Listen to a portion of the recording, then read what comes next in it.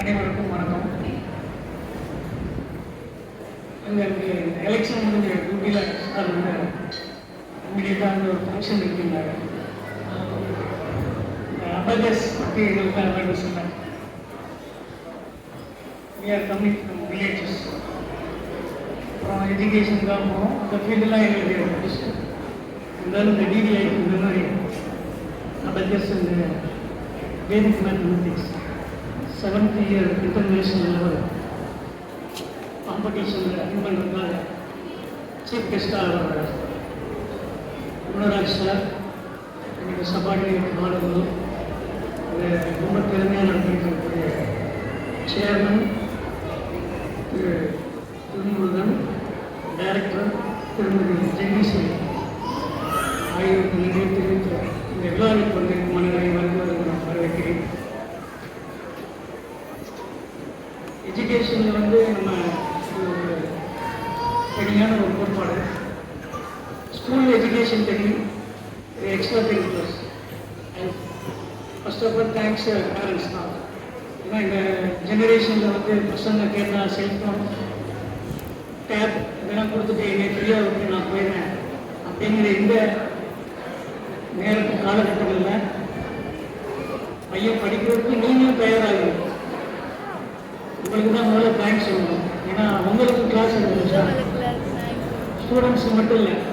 My request என்னென்னா பேரண்ட்ஸுக்கும் எப்படி இந்த பசங்களை மோட்டிவேட் பண்ணணும்னு தெரியணும். எதையுமே தெரியாத பேரண்ட்ஸ் இருக்காங்க, பசங்க படிக்கிறாங்க.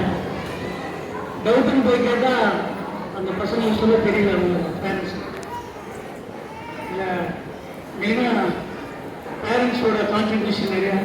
இவ்வளோ வேலை இருந்தாலும் இந்த எக்ஸ்ட்ரா கரிக்குலராக இந்த அபேகஸுக்கு வந்து முக்கியத்துவம் கொடுக்குறீங்க. எங்கள் காவல்துறையை சேர்ந்த நண்பர்கள் இங்கே வந்திருக்காங்கன்னு நினைக்கிறேன். அவர்களுடைய குழந்தைகள் இங்கே படிக்கிறாங்க. அவங்க நிறைய எங்கிட்ட சொல்லி கேள்விப்பட்டது என்னன்னா, இந்த ஃபாஸ்ட்டாக கால்குலேஷன் பண்ணக்கூடிய கெப்பாசிட்டி எப்படி வருது அப்படிங்கிறது இவங்க ரெகுலராக வந்து ப்ரோக்ராம் பார்த்துட்டே இருக்காரு.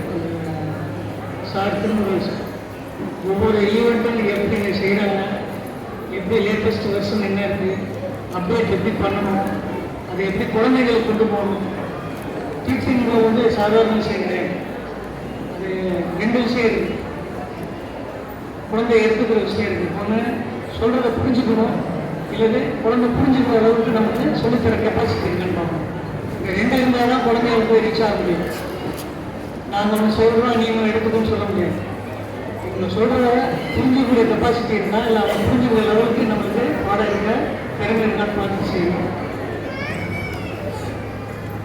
அந்த மாதிரி இந்த 7th year இந்த ஃபங்க்ஷன் நடத்திட்டு இருக்காரு. ஸோ இதை ஒரு கட்டுக்கோப்பாக இந்த ஒவ்வொரு ஸ்டெப்பாக அவர் என்கிட்ட தான் பேசினார். ஒவ்வொரு லெவலில் நாங்கள் ஒவ்வொரு டீம் வரப்போ எவ்வளோ தூரத்துக்கு பசங்கள்கிட்ட, பேரண்ட்ஸ்கிட்ட, இன்டர்நேஷ்னல் லெவலில் நாங்கள் எவ்வளோ தூரத்துக்கு எங்களோட பசங்களோட கான்ட்ரிபியூஷன் இருக்குது அப்படின்னு சொல்லியிருந்தேன். Thanks to parents and childrens. சரியான எல்லாருக்கும் வார்த்தைகள் தெரிவித்து வாய்ப்பு நன்றி தெரிவிக்கிறேன்.